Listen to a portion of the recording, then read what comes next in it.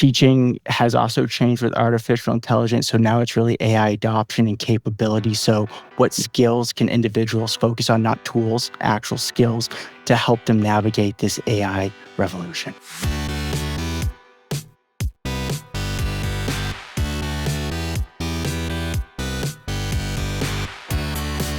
You're listening to The Successful Bookkeeper with your host, Michael Palmer. Listen each week as inspiring guests share their secrets of success to help you increase your confidence, work smarter, and build a business you love.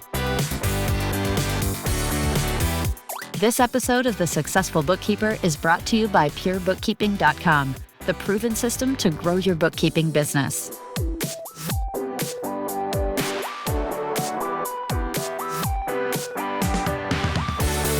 Welcome back to the Successful Bookkeeper Podcast. I'm your host, Michael Palmer, and today's show is going to be, I'm thinking, an interesting one. Our guest is an AI educator, strategist, and speaker who helps professionals future-proof their careers. Ben Tasker, welcome to the show. Thanks for having me on the show, Michael. Yes, I'm excited to help your listeners navigate what I like to call the AI between times, that awkward time period where all individuals are navigating right now. We're not exactly out of the past. We're still stuck on those old processes, systems that work, but we're not exactly into that AI future yet with the robot overlords. I have over 10 years of experience in AI. My expertise is increasing AI adoption and capability. I help entrepreneurs to large organizations. I really help organizations develop strategies on how to align to the AI revolution. Nice. Well, I think it's a good time to be doing the work you're doing. And I'm sure our listener has lots of questions. I'm sure this episode will be a very popular one. So how did you end up doing what you're doing today? Like most jobs, AI is going to augment many careers, and my career is augmented by AI. It's not by intention. So I have a data science and teaching background. I actually started with an undergrad. I wanted to run a hospital. Some of the first tasks I was given at a hospital was try to figure out patient demands. And that seems like a very simple question, but at this time period, which wasn't that long ago, within the last decade, trying to find these patient volumes, I had to go to clinical offices. Now you would think everything's in a database. Some of the providers weren't able to keep the database up to date. They had files. They were literally giving me access to pieces of paper or their admin to try to figure out how many patients they see a day. And I quickly realized that data-driven problems are human-centric problems.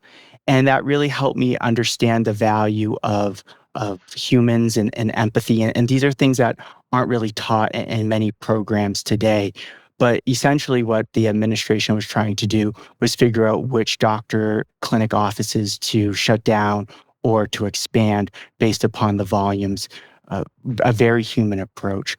That then led me to go out to get my master's degree in data science. Data science might not sound as cool as artificial intelligence, but all the algorithms that I know now were taught in that program. I learned more about coding.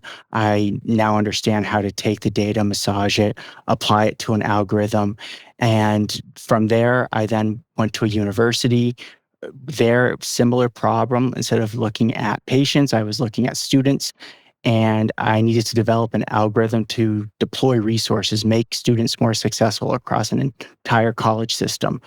That might look at students who might need to change majors, who might need a different course, who may need a different professor, maybe they need an extension. And by deploying those resources or even tutoring, we saw success. And that was super impactful for me. We helped more than one student, but even if we just helped one student become, successful, potentially if they weren't going to be successful, then earning that degree, taking out more debt, taking that risk, that was a very impactful part of my life. I then met some faculty at that college system.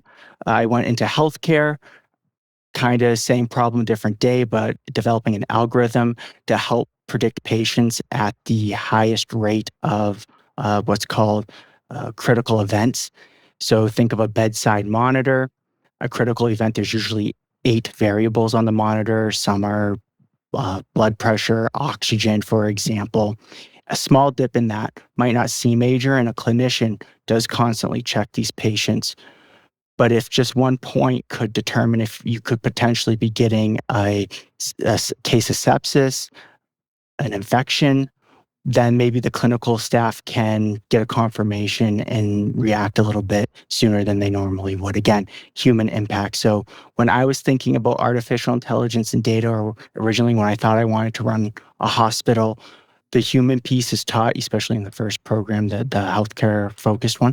But in data science, usually you think someone's behind the room, behind the curtain. It's dark. They're just developing data science algorithms. No one really knew what data science was until OpenAI launched ChatGPT. And then I think individuals really saw the potential of what a data scientist can do. And I realized at that time that the impact around humans and human potential was about to change.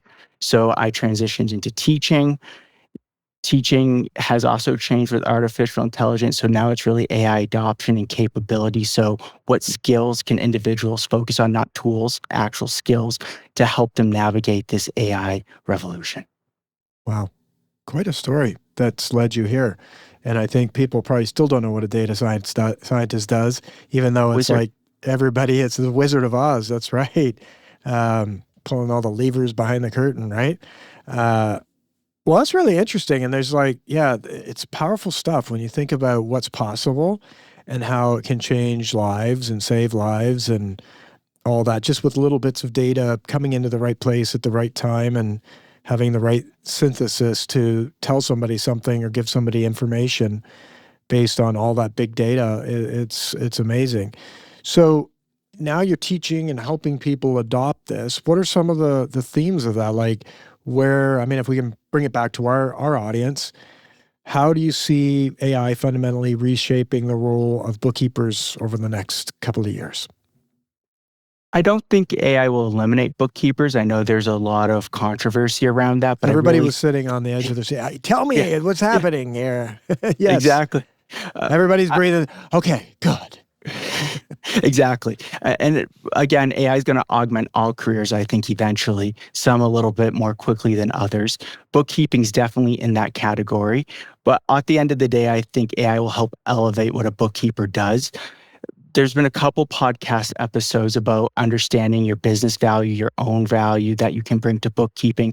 And I think AI will help increase that value. So AI can definitely help diminish some repetitive work like transaction coding, receipt capture, anomaly detection, drafting reports. But that really then shifts bookkeeping from data entry to data judgment. So I'm thinking a bookkeeper might become more of a coach for a business and helping small to medium-sized, even potentially large businesses understand some of their financial pain points or pressures and how to optimize that. I know a lot of bookkeepers might not think of data science and data analytics as a pivot. I understand the two domains right now are very separated, but those worlds could be merging. So for example, a bookkeeper could develop a report or a dashboard for their clients using AI. You'll have the same inputs that you normally would, and those inputs can help derive a better understanding for those clients of their business. I also realize that there's some risks around AI, and some of those risks, especially with financial data, especially if you own your own business, because you're taking a risk to own the business, and maybe you put in some of your own money to start that, and it's your livelihood. They're still going to need that human in the loop. So someone's still going to have to validate the inputs and the outputs around the artificial intelligence. And that consultation maybe isn't taking as much time today because you're busy building the books and finishing whatever task you're being paid to do. But customer engagement, I think, will increase because you're able to explain these nuances to the customer. And while the AI is kind of crunching the numbers, you'll be able to dive more deeply into that function. So I really see AI amplifying, elevating the bookkeeping domain and career path. I think it's going to look more similar like analytics. Even AI CPA agrees with this future statement. Some of the skills they recommend is analytics, communication, upskilling, which is learning agility, and understanding how finance roles are going to become more AI driven. So applied AI. different AI platforms. And Intuit also has some similar but different data around that as well.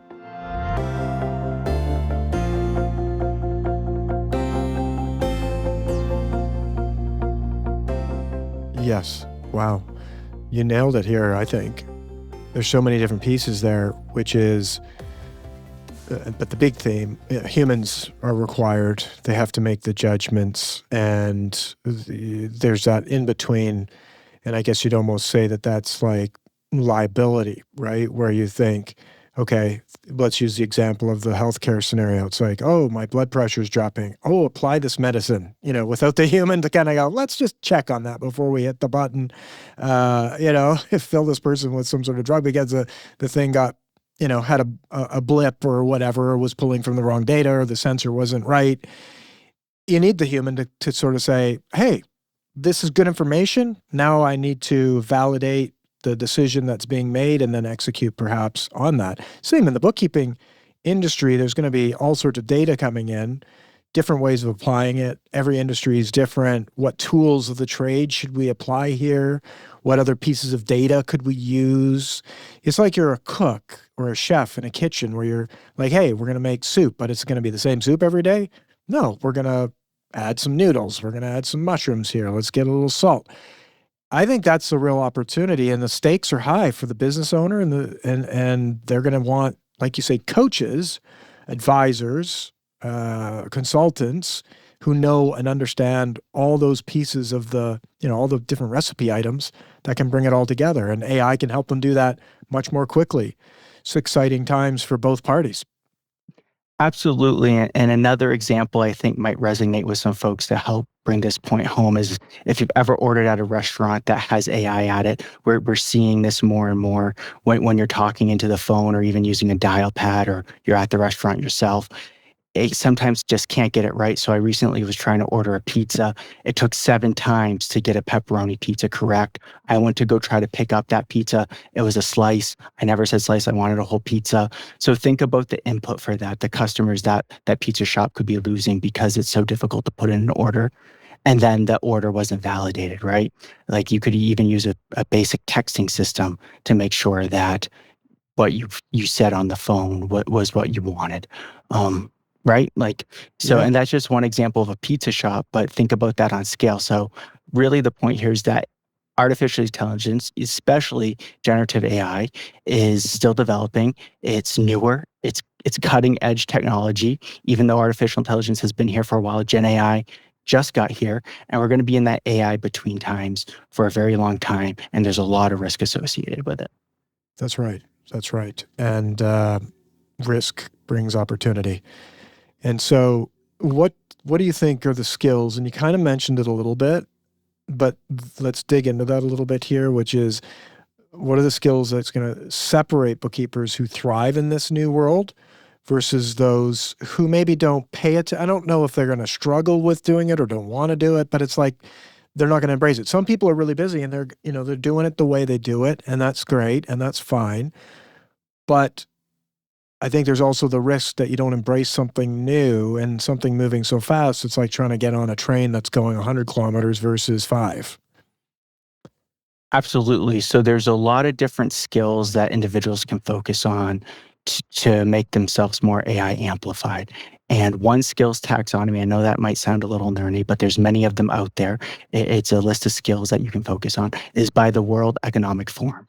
And the reason why I love it is because they have 2 skills tracks. One are AI skills and the other are human skills. So AI skills, traditionally known as technical skills. The reason why they're called AI skills is because today they pay a premium, but in the future, artificial intelligence will probably be able to do those skills. So the premium may diminish over time. So that could be analytical thinking, coding, systems thinking, still very good skills to invest in. And as a bookkeeper, you might have these skills already, maybe not the systems thinking, so you can build out your AI system on how you do your current job. But most of the other skills they probably have, but AI is probably going to go into that swim lane. The human skills, communication, empathy, leadership, those skills are called human skills, traditionally soft skills, but human skills because humans right now aren't being paid a premium for those for those skills, but in the future will be, because AI can mimic those skills, but it can't really replace the skills. AI can put on a facade of empathy and compassion, but it really can't have it because it's robotic. It can become personalized and sound like it, but it's not real. So thinking in the set of those two swim lanes, I would focus on AI supervision. So how do you check AI outputs? How do you, out of all the books that you're keeping, a small detail could have huge impacts down the line. When you're building your AI system, how are you going to accommodate that risk? Because I think that's going to be a huge factor between bookkeepers even using AI and those using AI responsibly compared to those who don't. A mistake, especially for a small business owner, could cost tens of thousands of dollars. The value might not be there for that. Then there's advisory thinking, and that's a little bit of a shift. Coaching, the human skill side. How are you going to engage with your customers more? So instead of just building the books and completing the task, what product can you develop to better engage with your clients?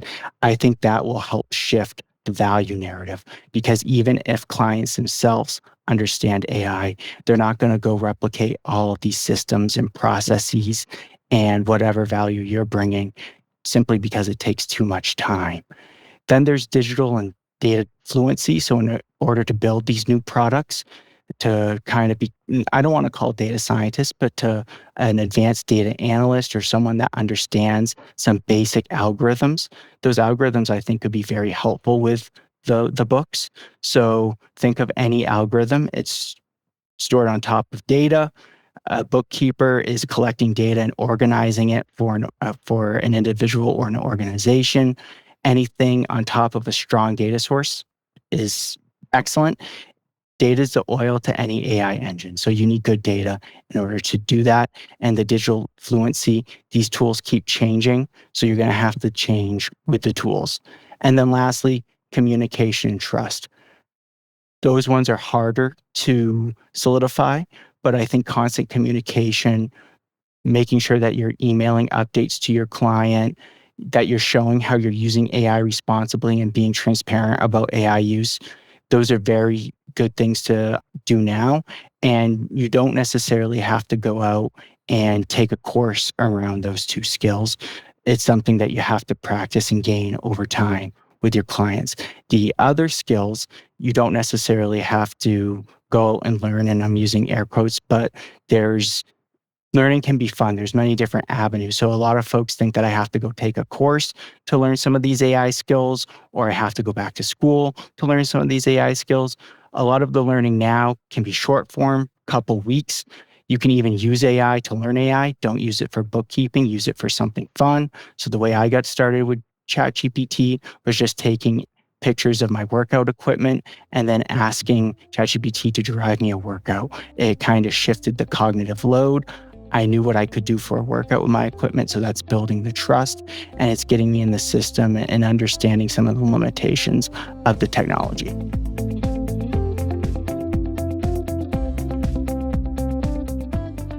Wow, there's a lot there. So you mentioned this guide or chart, the two swim lanes. Where do you find that? The World Economic Forum produces that skills taxonomy, the two swim lanes, AI skills and human skills. I named some of the top skills in those areas, but there's over, I believe, 50 skills for each category. So make sure you check it out. Yeah, we'll I guess just Google that, or if you can give us a link or something like that, we'll put it in the show notes for them. There's lots there. It's really interesting how it all sort of comes together. And you talked about the engine. Data is oil in the engine. Let's maybe go with that analogy a bit, if you will. Our listener, I think is already, we're going to have to listen to this a few times, but there's lots of deeper understanding of all the different components that we're dealing with here and thinking about. Do you know of any others? And if we could throw them into that analogy, I know I'm kind of putting you on the hot spot here of the analogy game, but I love analogies. Sure. So I think the main takeaway for your listeners is just because you buy an AI tool doesn't mean you have an AI strategy or even an AI business. So the data is all the collections of what you have. So all your customer data, email data, the books that you're keeping on, if it's not super confidential data, all of that's data. And by collecting it, you can run it through a system. So the next part's a system. That system could be a customer service agent that you build with AI. It can be your bookkeeping system that you already have established that you flesh out with AI. And then the last part is the artificial intelligence. Then there's reflection. So you have to make sure it's validated. And then it's an iterative process. So I always go back to the data. Once the data changes, even if it's a small change, the rest of the system can change. But it really comes back to understanding the system and the problem you're trying to solve for your clients or for your company. What I like to think about with AI implementation is that if you can solve a problem for someone, they're way more engaged to use artificial intelligence and be less resistant towards the technology. And it also helps encourage continual learning. Once you solve one problem, they're going to want to solve multiple problems. And then that fleshes out your AI system. There's ways that you can organize this system to be different for unique customer categories. So you could, or employees, you could categorize different levels. That way the AI has different understanding.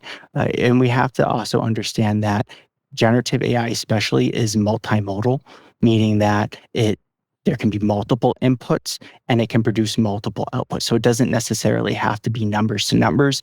It could be templates, it can be pictures, it can be videos, it can be transcripts from these podcasts to help contextualize understanding, and then it will produce some sort of output. So by really understanding the system around the AI makes more successful AI.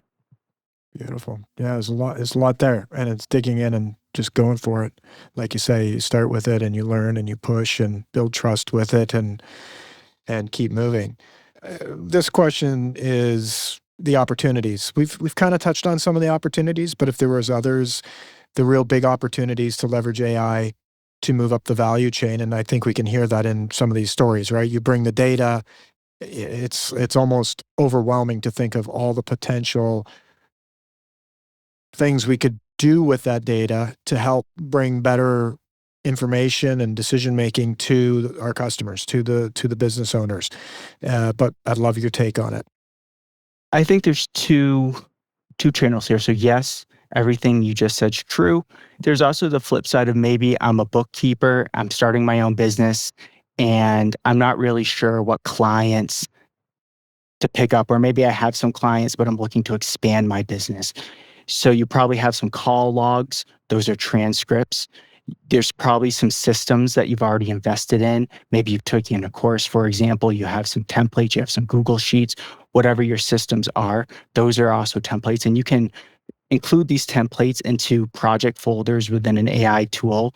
Sometimes they're not called full projects. They might have a different name. Gems, for example, is a different name for project folders. And that helps contextualize the AI's understanding of what you do. So it's less likely to make mistakes, but also by providing those systems and templates, it has a hard time learning new things. So there's a trade-off there. But by doing that, you can profile new customers. Maybe you're doing more and more client calls. You could put the call transcripts in. It could provide a ranking system. If it's lower ranked, maybe you don't take on the client. Higher ranked, maybe you do. I think that's valuable. So it's really what the bookkeeper's trying to do, but there's different avenues than just bookkeeping around artificial intelligence. And that's just one way that you could amplify your business with it. I love it. There's many more, but that one right there is kind of cool. We do that a lot we're all on Zoom, right? We're on a call now. It's being recorded. That recording comes a transcript. And then there's so much that can come from that data. I mean, it blows me away. You and I are having a conversation. If I was to feed this through AI, it would be like, oh, well, hey, Ben said this, and maybe I misunderstood it. It's like, oh, yeah, you know what? He maybe meant something different about that than what I took in. So it brings a different layer or new set of eyes onto conversations where you might be, this customer kept saying that they wanted this or that, and you never really inquired about that further. So there's so many opportunities that just come right out of just a simple thing like a phone call, well, not phone call, but a Zoom call where you have that recording to work with. So that's might be a really great step for our customers to start, or our listeners to start, it's like whatever data you have today. Like you said, there could be anything small. It's like anything is better than nothing in terms of getting started with this. And so that sort of answers my next question, which would be, what are some of the first steps that a typical bookkeeper starting in their practice today, integrating AI into the business? If there's anything to add to that you think would be a good start that we haven't already covered, what would that be? So there's probably many different systems for bookkeeping. So I'm going to be honest, not a bookkeeper. So I'm not familiar with all the systems specialize in AI, but I do understand that there's many different systems, and those systems might have AI integrations to them. But I also encourage individuals out there to develop their own AI processing systems, just because some of these tools and integrations can change. You can count on yourself. It's easy to replicate. That way, as the world changes, you can change with it. Bringing this back to the customer focus and kind of the customer management system that I was describing, by even the call logs, you can classify your customers more easily. So you can set reminders. It can make calendar updates. So if you promise to get back to someone within 48 hours, it can draft the email, have the exact points that you need to follow up with. If you have a contract you need to send, it can automatically attach it. Those are very simple use cases of AI. It doesn't take much prompting to set up that artificial intelligence system, and it's relatively low risk. Now, if it sends the wrong information or attaches the wrong contract, yes, I still encourage human in the loop check it, but still checking it to make sure it's right. And even if you have to switch out a couple things, it's still faster than doing it manually. So think about it from that approach too. You don't have to start with a big bang. Start small, flesh out that system, test it, and then iterate from that. I love it. I think that's the perfect first step. Is whatever you do is something, and do it, and dive into this world that you are deep into. Well, let's think about the client side of this equation. And you mentioned it earlier about being transparent around AI use, and so do you think that the customer or client's expectations will change of their bookkeepers, and how our listeners should prepare for that shift? I think the consumer is going through the same AI between times as the bookkeeper. We're navigating through this together. So I do think the expectation is going to change.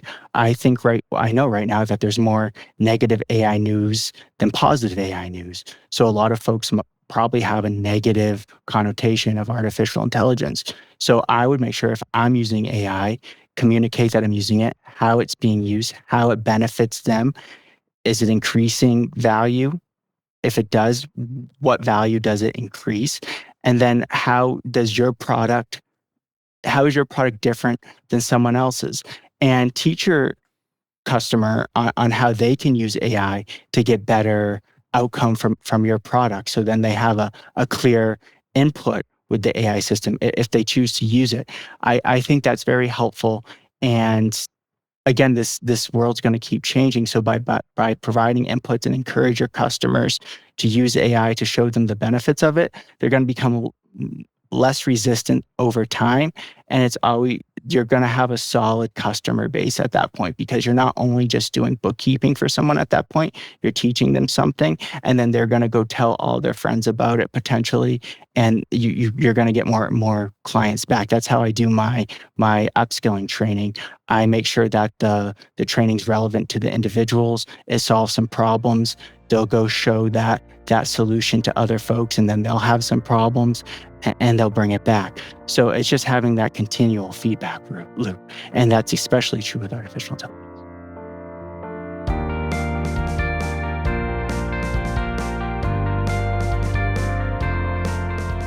Yeah, that's great. Great way to approach it, I think. For those that are worried about being replaced by AI, is there a mindset that you encourage your people that you work with to have, or other strategies to have when it comes to that fear? Many people have fears, and there's lots of fears. I heard just recently, AI does something so quickly that used to take so much time, and they would incorporate that into the amount of, what they would charge customers, right? And now it's like it's gone from, it's not a small improvement. It's a revolutionary improvement, exponential, whatever big word I can throw out there. So then the worry is like, how am I gonna, this used to take me 2 hours, now it takes me 5 minutes. I used to basically, it's changed. So that's a fear and a concern of the impact that it's going to have on their revenue. So the first misconception, AI will replace bookkeepers. I think it will amplify, elevate bookkeepers. 85% of accountants, according to some surveys that I found into it, think that new roles are going to emerge, new skills are going to emerge around artificial intelligence. We're already seeing that now. So prompt engineering wasn't a career a couple years ago. Now it is. AI ethicist wasn't a career a couple years ago. Now it is. I'm sure that there's going to be some around bookkeeping. It's probably going to become more analytics driven, more data science driven. So focus on those skills. Maybe we could coin a term, AI financialist.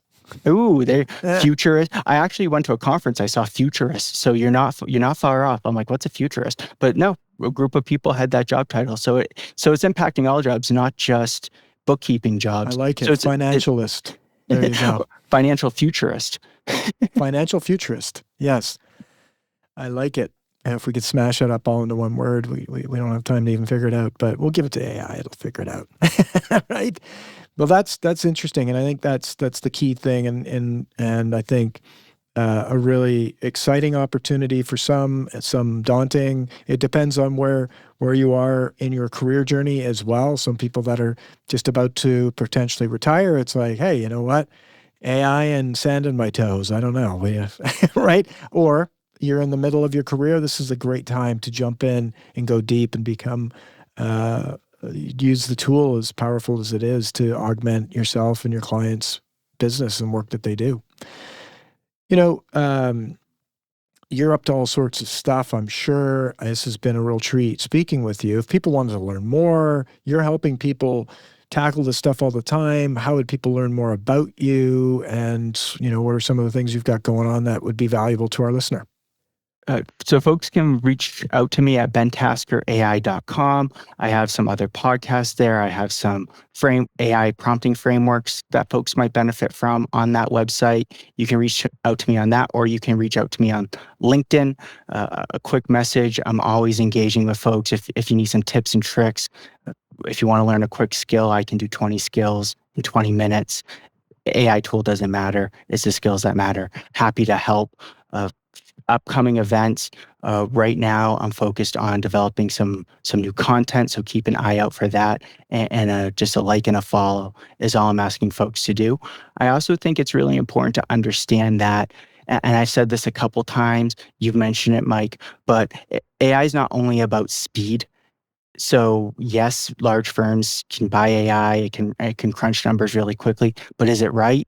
And I think that's really important as we travel through this AI between times together. And I think that's how you can amplify your product, because if you can make sure you're using AI appropriately and validate that it's correct, I think a lot of people are going to skip the is it correct part and assume it's right, or assume it's right 85% of the time.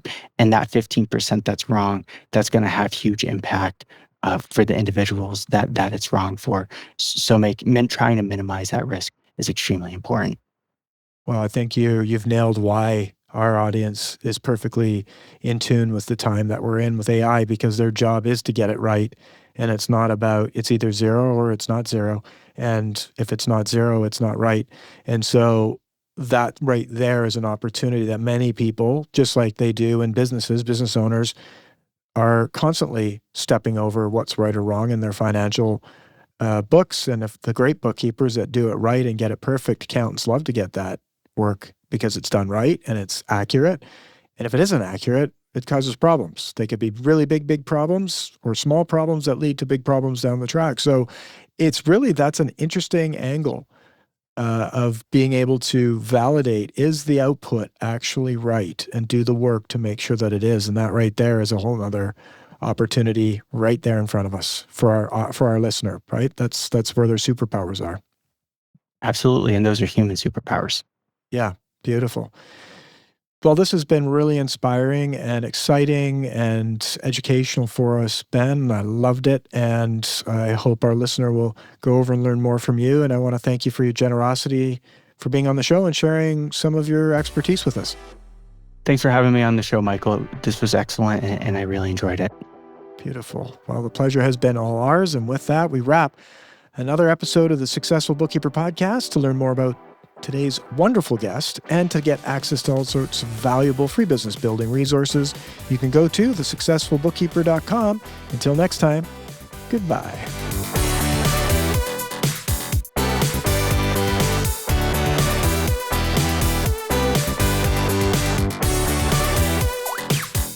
You've been listening to The Successful Bookkeeper with Michael Palmer. For more information and to download the resources mentioned in this episode, please visit us at thesuccessfulbookkeeper.com. Thank you for listening.